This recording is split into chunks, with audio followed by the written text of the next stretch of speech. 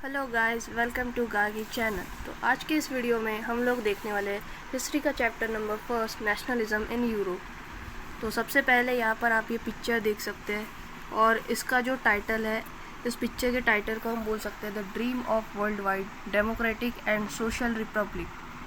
तो ये जो है पेंटिंग फेडरिक सोरियो ने बनाई थी 1848 में।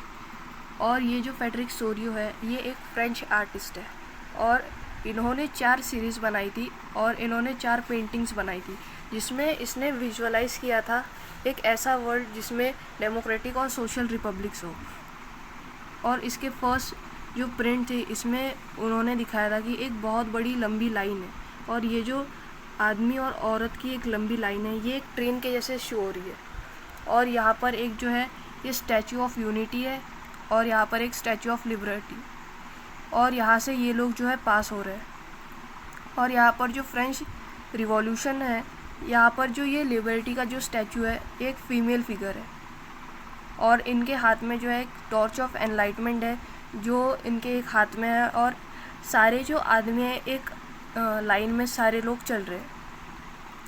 और दूसरी तरफ इसमें एक एब्सोल्यूट इंस्टीट्यूशन और इसमें जो फेडरिक सोरियो है उन्होंने एक यूटोपियन विज़न की बात की है जिसमें सारे जो लोग हैं दुनिया के वो आपस में एक रहेंगे, डिस्टिंक्ट नेशन रहेंगे और आइडेंटिफाइड टू देयर फ्लैग्स, यानी कि उनकी जो पहचान होगी उनके आपसी तालमेल से होगी और उनके राष्ट्रीय ध्वज से होगी और उनके कॉस्ट्यूम से होगी।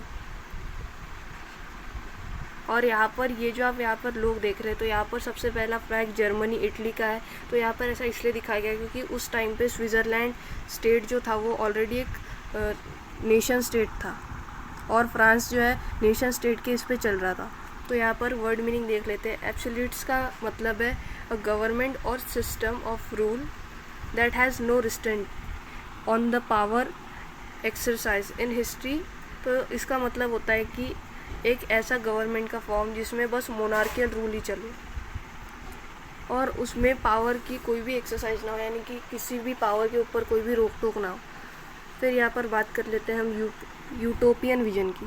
तो यूटोपियन विज़न जो होता है वो एक ऐसा विज़न होता है जो मतलब सब लोग देखना चाहते हैं और ये कभी एक्चुअली में एग्जिस्ट ही नहीं करता, यानी कि वो कभी असलियत में होता नहीं है, बस लोग चाहते हैं कि वो ऐसा हो जाए।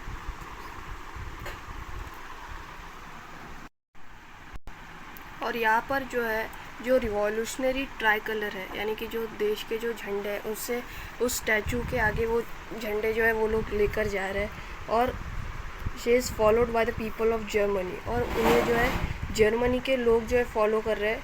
और जर्मनी का जो नेशनल फ्लैग कलर है वो है ब्लैक, रेड और गोल्ड और इन 3 कलर्स को मिला के बनता है जर्मनी का फ्लैग। और ऐसे टाइम पे फेडरिक सोरियो ने बनाई थी ये इमेज जिस टाइम पे मतलब ऐसा कोई यूनाइटेड नेशन नहीं हुआ करता था। और ये जो फ्लैग था ये कैरी करता था एक्सप्रेशन ऑफ लिबरल होप्स। तो लिबरल का मतलब होता है फ्रीडम, मतलब कि लोग चाहते थे उस टाइम पे कि फ्रीडम आ जाए, हमारा स्टेट जो है या जो नेशन है वो नेशन स्टेट बन जाए। और ये जो पेंटिंग थी ये बनाई थी 1848 में और इससे जो है बहुत सारे numerous German speaking principalities into state nation. तो इसके कारण जो है बहुत सारे नेशन जो थे वो नेशन स्टेट के अंदर आ चुके थे और उनका जो है डेमोक्रेटिक कॉन्स्टिट्यूशन आ चुका था। Following the German peoples are the people of Australia. तो जर्मन पीपल के पीछे जो है या जर्मन पीपल्स को जो फॉलो कर रहे हैं वो है nation Australia, the kingdom of 2 cities, Lombardy, Poland, England, Ireland, Hungary. तो इसमें से आप 4-5 नेशन के नाम याद रख सकते हैं। और इस पिक्चर में जो दिखाया गया है कि ऊपर से जो है मतलब संत लोग या फिर प्रीस्ट, यहाँ पर आप देख सकते हैं यहाँ पर जो है प्रीस्ट या जीसस क्राइस्ट वगैरह को दिखाया गया है। तो इसका मतलब ये है कि जो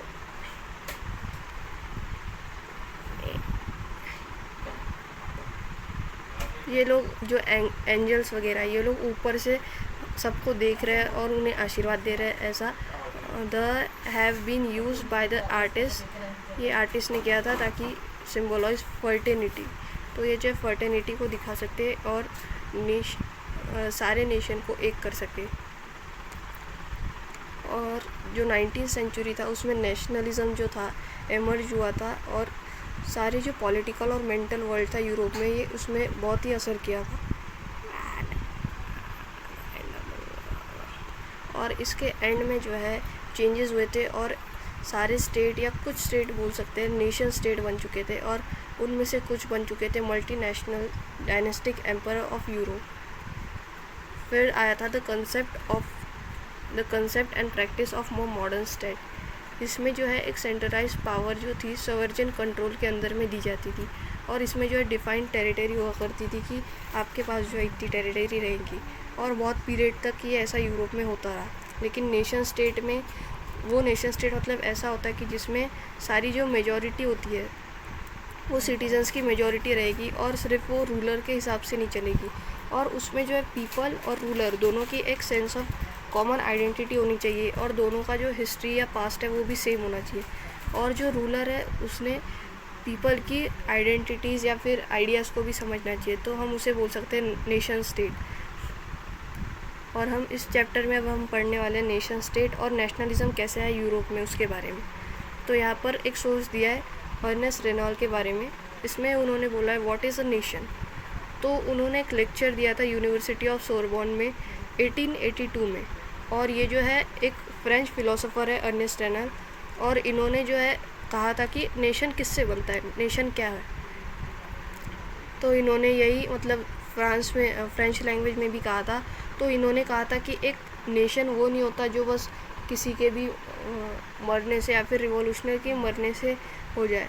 एक नेशन वो होता है जिसका एक हीरोइक पास्ट हो, जिसकी जो जनता वो बहुत ग्रेट मैन जैसी हो, और उस नेशन का अच्छी ग्लोरी हो, और उसकी जो सोशल कैपिटल है वो भी अच्छी हो। और इस सोशल आइडिया के इस पे वो कहते थे कि प्रोविंशियल इट्स इनएबेरेंट,